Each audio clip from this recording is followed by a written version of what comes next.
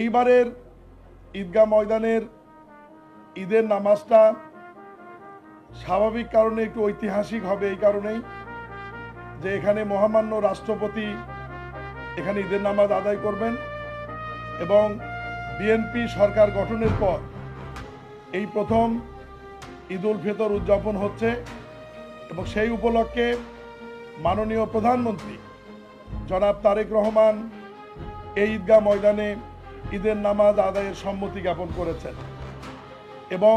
দীর্ঘদিন পর জাতি মহামান্য রাষ্ট্রপতির সাথে একজন পুরুষ প্রধানমন্ত্রী হিসাবে এই ঈদে একসঙ্গে দুইজন ভিভিআইপিকে নামাজ পড়ার জন্য দেখবেন এবং যে সমস্ত মুসল্লিরা এখানে উপস্থিত থাকবেন তারা তাদের সঙ্গে সাক্ষাৎ করতে পারবেন এবং দেখতে পারবেন। বরাবরের মতোই যে আয়োজন থাকে সেরকম আয়োজনই থাকবে। ইতিমধ্যেই প্রশাসক মহোদয় বলেছেন এর বাইরেও একটা মেডিকেল টিম এখানে থাকবে, অজুর ব্যবস্থা থাকবে, ভদ্র মহিলাদের জন্য মুসল্লিদের জন্য আলাদা ব্যবস্থা থাকবে, সাধারণ মুসল্লিদের জন্য আলাদা ব্যবস্থা থাকবে, পুরুষ এবং মহিলা মিলে সব সহ কম বেশি প্রায় 40,000